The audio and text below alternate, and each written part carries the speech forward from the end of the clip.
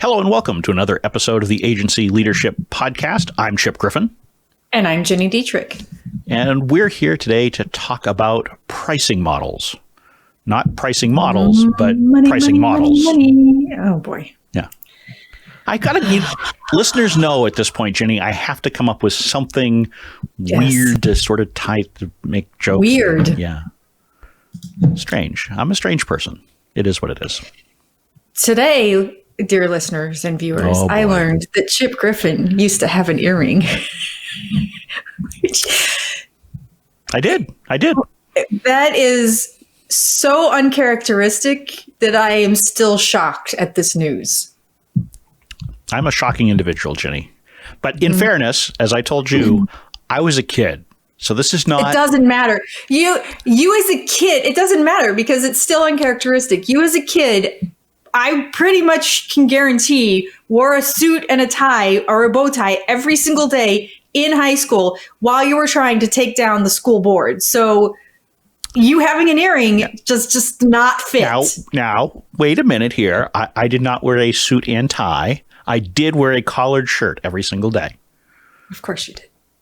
In fact, I'm not sure. Well, it's probably just been the last few years that I've worn a non-collared shirt in public.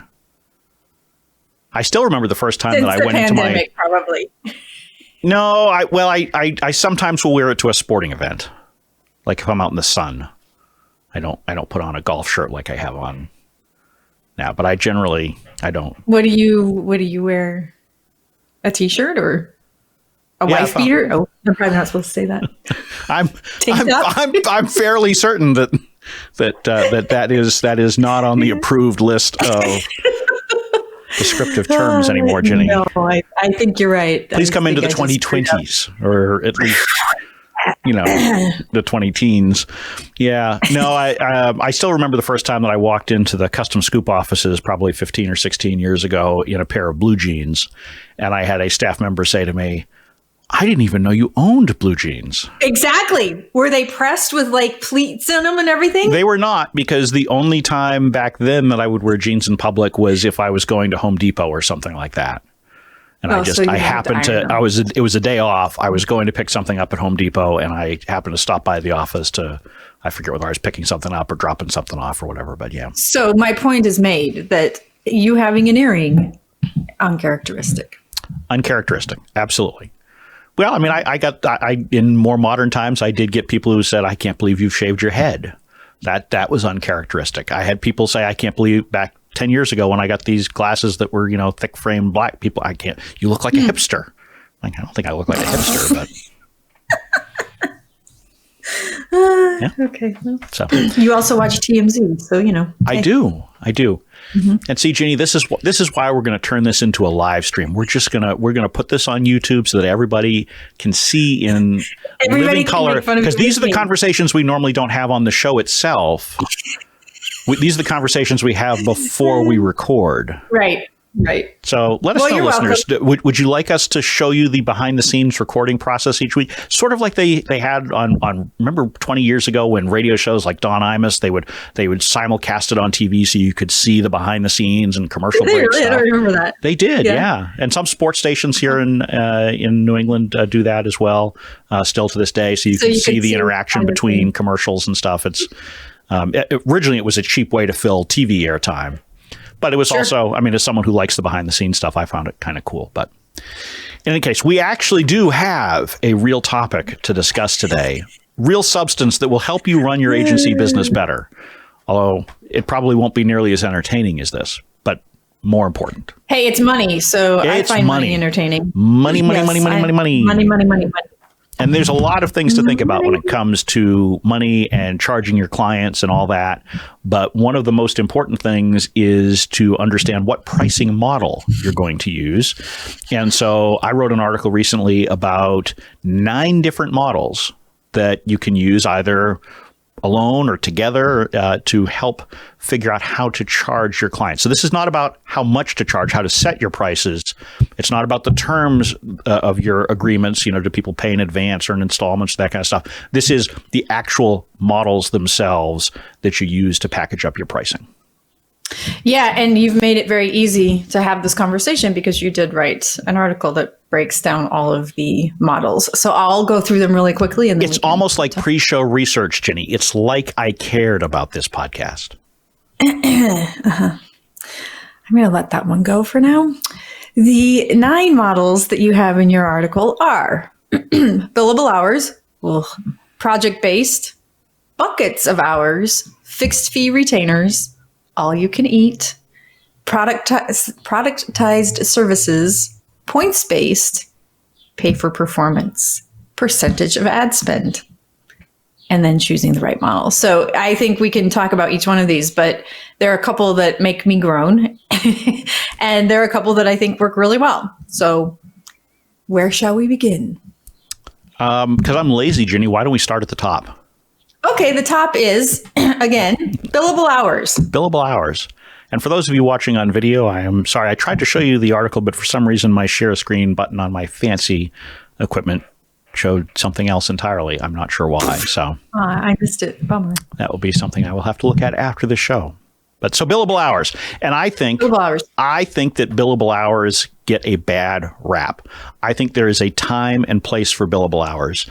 I think that the people who say you should never use billable hours, it's because they haven't gotten their billing rate correct.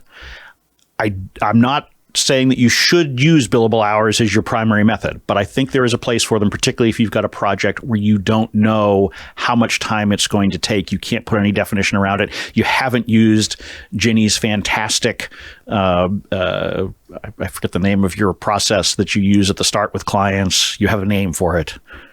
Help me with that. Strategic process? I thought you had something.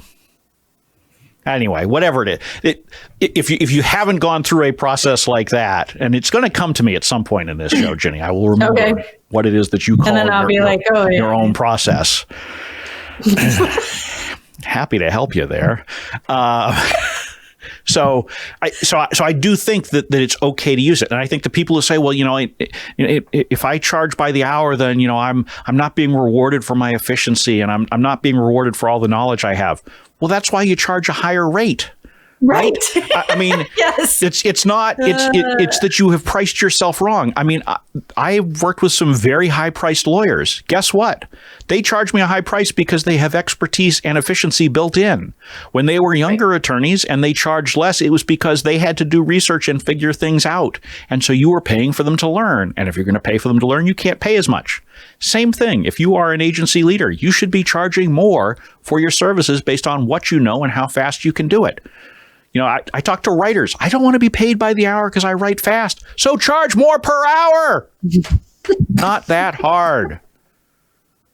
Now, that said, there are problems with the billable hour because it does create some conflict with clients and relationships. So, you have to be careful with how you use it. But if you legitimately have no idea how long something's going to take, you should absolutely look at the billable hour as a possibility. Well, and I will say too, and partly because I'm in the middle of this kind of work right now, but crisis work has to be billable by the hour. It has to be because you don't know. And so what we do is we charge a certain amount up front and charge against that retainer, for lack of a better term. And then anything above and beyond, we bill by the hour. And it is a higher hourly rate than we would do for our normal services. Mm-hmm. I also will say that you have to track your time. You have to. So even if you're not billing by the hour, you have to, you and your team have to track your time, right, so that you know how much time it takes to do stuff, so that you can say, okay, if that's what you want, and this is our process, this is our hourly rate, this is how much it costs. You can't do that if you don't track your time. So even if you're not billing by the hour, you still have to track your time. You absolutely need to know what your effective hourly rate is. And so if not, you're out to lunch. We don't like that. All right. So billable hours, since this is not an hour-long podcast, we probably should, keep moving through. Project-based. This is very common. This is probably becoming the most common way for agencies to bill mm-hmm. clients. It's overtaking the retainer in many cases, which I think was sort of, in the old days was billable hours, then retainers, and now projects, I think, are overtaking that. And so projects they're great if you want to have clear definition on both sides, how much money is going to change hands. The client knows exactly what they are going to get. At least if you've set expectations correctly, they know exactly what they're going to get for that bucket of money. The problem is on the agency side, you take on the risk of being able to do it within your estimated time allotment. So right. Yes, you know how much you're going to get paid, but if you are wrong about the number of hours it takes, you're either going to make a lot of extra money or you might take a bath. Yeah, and I will give an example. I just did a scope of work for a project base, which is a bunch of social media tutorials. So they want to be able to give their sales team tutorials on how to use the different social networks specific to sales. And so that's pretty cut and dry. Like they want 10 videos. I know how long it's going to take to write the scripts and do the work, and and I've also included one round of revisions. So if they want anything more than that, they're going to have to pay for it. So it's really, it is that cut and dried. This is what they want. This is how many, this is when they want it delivered. And I'll give them one round of revisions so that if they want to make changes, that can happen. And then we go on. So it's it has a start and an end, and it's very specific. Yeah, and the key with a project is to make sure that you are being very specific about the scope of work, and you're clearly laying out what the parameters are so that you don't get into trouble, and you do have that shared expectation. Absolutely, and I think you can do that with larger projects too. We're going through the PESO model program, the PESO model process with a client right now, and it's not a retainer in the true function of the word, because there are different phases and each phase is a different amount, but then we've amortized it over the year so that they're paying the same amount every month. So it is a retainer from that perspective, but we figured it out based on what the deliverables were for each phase, and then we amortized it. Yeah, that makes sense. And actually, that's a good segue to the next piece, which is buckets of hours, or the next model, rather. And so buckets of hours. So this is not the retainer-based bucket of hours, which we'll talk about in a minute. This is just straight up, I'm going to sell you 100 of hours of time. You can use it up over the next 2 months, 4 months, 6 months. It doesn't matter, whatever it is. But I've sold you this bucket. And so what this agencies that sell things this way typically are doing it, because it helps you get cash in the door sooner. But in exchange, you're doing it at a discounted rate. So if you normally charge $250 an hour, you might sell a bucket of hours at $200 an hour to recognize the fact that they're essentially pre-buying it. So that's why a client might be interested in it. This is one way that people will sometimes do crisis work, right? So you can say, okay, we're going to sell you 50 hours of crisis time, and we'll draw down against that. And then once you've hit bottom, then you got to refill the tank. So it sort of blends together some degree of predictability, with some cash flow benefits to the agency and a discount to the client. So it combines a bunch of different things. Yeah, and I have one client who does it based on, so she sells buckets of hours for clients, but what she does is she says, look, if your budget is $5,000 a month, then you get, I'm just going to make this up, you get 100 hours a month for $50 an hour. That's not what it is, but that's an example of how she might do something like that. And so then the only thing I don't like about that process with her specifically is she has to give time reports to the client, which, but then when they've run out of their 100 hours for the month, they either take from the next month and scale back for the next month, or they have to buy a new bucket of hours. So her business is very profitable. So it's something that I had never considered doing until I started working with her, and I see how well it works for her, and it does work really well. Well, I think one of the things we're seeing too from this discussion is that you can find a lot of ways to blend elements of these different models together. So, while I've tried to come up with non-common ones in this article, you can mix and match. You can, with the same client, you can say, okay, we're going to have a base retainer, but then we're going to charge you for these kinds of projects, or however you want to pull them together. And that segues into the next one, which is this is the holy grail, Ginny. This is The what holy grail. every agency owner I have ever spoken with pretty much says, I want more retainers. How do I get more retainers? I want MRR. And I love it when agency owners start talking about MRR because it tells me that they've been paying attention to the software as a service industry, which I spend a lot of time in because that's where you tend to hear that phrase much more often than in monthly recurring revenue is not. Yeah, it's not. It's different. Okay, but anyway. Yes, I would agree, but they do get lumped together. So retainers, there are all sorts of different kinds of retainers. For the purposes here, I'm talking about fixed fee retainers. Mm-hmm. So sort of the standard, I go to a client and say, yep, this is it's going to be $5,000 a month for our services.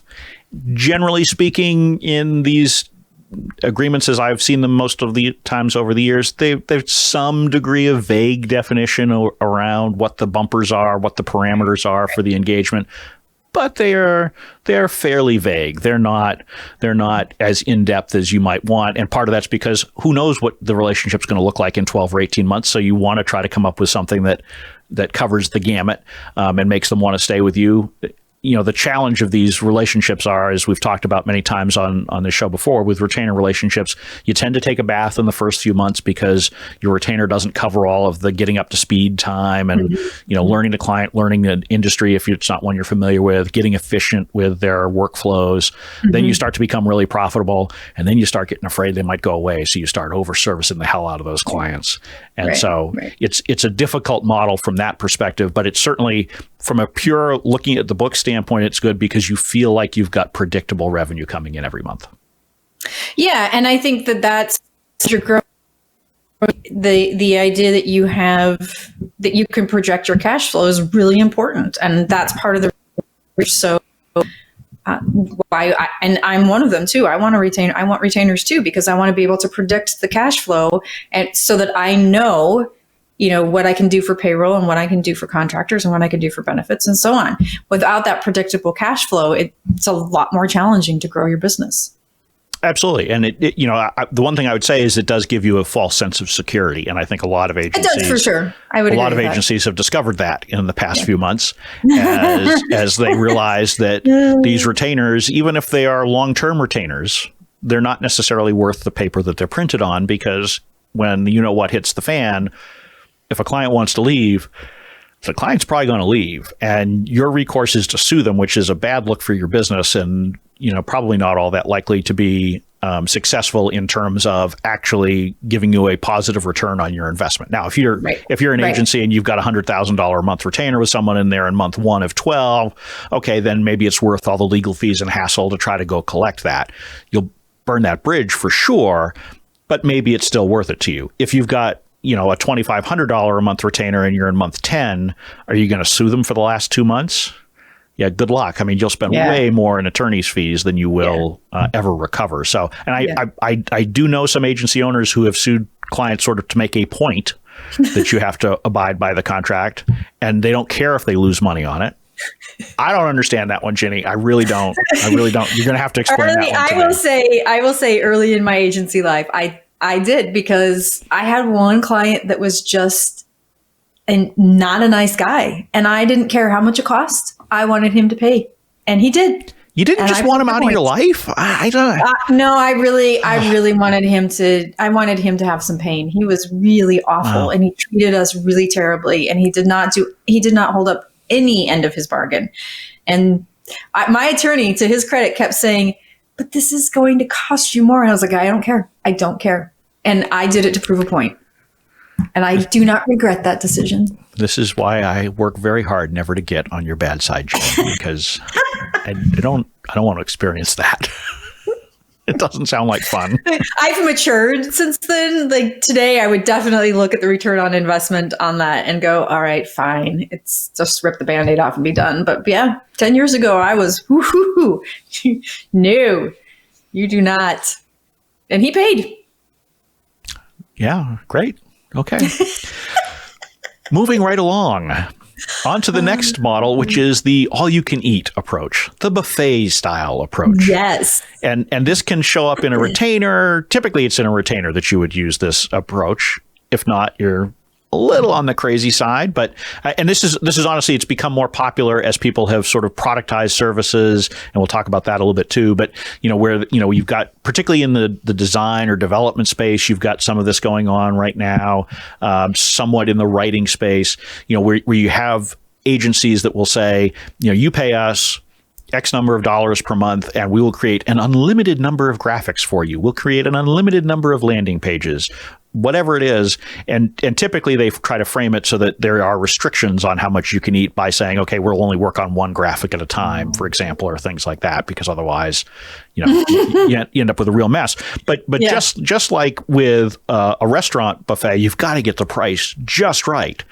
Because if you price it too low, then you end up just getting screwed over on profits and probably even lose money. If you price it too high, then you have dissatisfied clients who churn constantly because they feel like they're not getting enough value. The all-you-can-eat model also encourages clients to have you do things that they don't necessarily need. I mean, think about if you go to when I go to a breakfast buffet at a hotel, I throw all sorts of crap on my plate that I certainly, from a health standpoint, I don't need. And half the time I may end up throwing some of it away because I didn't need it. So all you can eat has some risks. There's a time and place for using it, but you really have to understand your model, and it has to be set up properly for this. And then you got to get the pricing just right. Do you know anybody who does that? I don't. So not agencies in the sort of the traditional sense that you and I might think of having grown up with, but there are a lot of agency-like businesses that are absolutely doing that. I mean, there's Design Pickle, for example, is a very popular one that produces graphics, and again, they say we'll create as many graphics as you want. And you just kind of work through the process. It's just that they'll only design one at a time. As I said, I've seen some writing agencies that do the same kind of thing. We'll write an unlimited number of pieces, but we're going to write one piece at a time sequentially, and that's how you sort of throttle it a bit. And so it is. And honestly, most retainers end up being all you can eat, even though nobody admits it. Right? Fair. That's true. Because most agencies don't do a very good job of saying no. I mean, because your definition is so vague, or even when it's outside the scope, I see plenty of agencies just say, sure, yep, we can do that. And honestly, I've been guilty of that too. When I've had clients on retainer, they ask me to do something that's totally outside of what I've agreed to. It's not even necessarily something my agency does, but absolutely, to maintain the relationship, we'll do it. So, even if you don't think you're doing all you can eat, you may be doing all you can eat. Yeah, that's a really good point. Very good point. And so that's a segue into productized services, which, is what the design pickles of the world essentially are. And more agencies are trying to come up with sort of productized ways of talking about the services that they offer. And I think this probably started more on the digital side, where you had folks who said, we'll do this package of social media marketing for this much per platform per month. Same in the advertising space. We'll manage these different platforms for fixed dollars, and this is what's in the package. We'll build you a website for this package price. We'll build you a landing page for this price. But even on the PR side, I've started to see some agencies who are offering productized services, where we'll do, and they're clear about it. Sort of it's a menu that they will give you and say, okay, we will do a package of performance for you each month that looks like this. And so it can either be something that you stick to firmly, sort of like you were a software company and selling that product, or it can be a jumping off point. So here's my bronze, my silver, and my gold packages, but we can always tweak it if you need to. And so this is certainly something to consider. I have a client who does that, and they are doing very well right now because it's not only it's not bronze, gold, and bronze, silver, and gold, but it's something similar where it's 3 different packages, and the middle one is usually what people buy. Right. And they're very clear about what you get in that, and it's a 90-day agreement. So right now, because of the environment that we're in, clients really love that they have to quote unquote commit to 90 days, but she's also finding that they continue to work together, right? It's not just 90 days that they continue. And then they do tweak based on, so that it's that first 90 days that fall inside that package. And then beyond that, they start to tweak and customize based on the work they've done together. Right. And this is a good one to offer as a complement to other things sometimes too, right? So if you've got sort of a general ongoing retainer relationship with a client, but maybe every 6 months they need something. And so maybe that's a webinar, right? So I know some agencies that will say, okay, to put on a webinar, including the promotion, the management, the recording, the posting afterward, all that kind of stuff, it's this set price. And so it creates expectations. It's a good way to upsell off of the retainer. It's a good way to fence off the retainer. Yep. Because if you say, okay, and so I've done this in the past where I'll put in a retainer and I'll say, for these specific things, here are the add-on prices right up front. So they know at the start of the agreement, because it makes it easier for me to say to them, this is not included in your retainer. Remember what you signed. This was a carve out. What we can do. So you don't accidentally overservice, and it gives you an opportunity to explicitly get an upsell later on. So it's a good one to work into a blend, I think, for many agencies, and something that folks should certainly be considering. So talk about the points system, because that would make my head just... I would not enjoy that system at all. So points, and I first saw this, I don't know, probably a decade ago or so. And it was a book. I think it was Paul Rotzer. I'm not sure how to pronounce his name. I think that was the book that I first saw it in, that he was using it in his agency. I think you're right. And I think you're right. The agency blueprint. Yes, I think that's where. Right. And if I got it wrong, my apologies. And if I'm mispronouncing your name, Paul, super sorry for that. But in any case, so the points-based system, and I've seen way more agencies who have adopted this, probably because they've read that book, or maybe someone else pushed it too. Who knows? I don't know the origins of everything, but the points-based system basically says, and it can be done as a retainer or it can be done as a bucket. It's basic. Honestly, it's really no different than some of the models we've talked about before, except instead of talking in specific dollar terms for certain things, you talk in points. And so what it does is it shifts the conversation with your client away from, this press release costs $250. This landing page costs $500. And instead you say, this press release costs 3 points. This landing page costs 5 points. And so it gives people a way to sort of pick and choose what they need. So they're good for relationships where what you do for someone varies substantially month to month. But it still gives you a framework to work within, and it empowers the client to decide what their real priorities are. So if they know that they've got 500 points to spend with you this month, they can figure out, this is, we really want to put our emphasis on content, or we want to put it on advertising, or we want to put it on social, or whatever. And so it's shifting the dynamic a little bit that way. I will say, my experience, and I haven't used this directly with my clients, but from talking to folks, a lot of people have tried it and abandoned it because it requires a lot of explanation to the client. And anytime you have to educate the client and to your team, sure. Yeah. And you also have to pre-think about every possibility, right? So, and it's not strategic at all. No. So what if you did a strategic plan and then they decided to go off of that and they wanted a landing page and some tweets, and like all of a sudden you've become a tactical agency instead of a strategic one. Right. But there is a place for that, right? I mean, it's not necessarily where you or I would want to be if we were running an agency, but there is a place for the tactical agency. And more so today, I think there are agencies out there that become arms and legs for their clients. And if you are efficient in what you do and you've priced it correctly, you can actually be profitable that way. Again, not necessarily what I would want to run personally as a business, but you can do it. And so this works. If you are an arms and legs agency, this can work. And honestly, I've hired agencies in the past intentionally to have them as arms and legs, right? For whatever reason, I couldn't hire headcount. So I have hired agencies where it's basically, I just need you to be my extra manpower. And so this is what I'm going to assign to you this week. So points-based can work pretty nicely for something like that. Okay, that's fair. So it would still make my head explode, but that's fair. So now we're gonna get into a couple of models that they're used more so on the paid media side of agencies, but since all of us are getting involved in paid somehow, because what's the first letter in peso stand for, Gini? Paid. A little slow there. It's whew. I don't know about that. All right. It's for emphasis. Oh, I still haven't remembered the name of your process. So yeah, it's going to come to me. There's no name for it. It's just a strategic program. It's no. Anyway, we've talked about it on this show before, and maybe I assigned it and you just aren't using it properly. Right.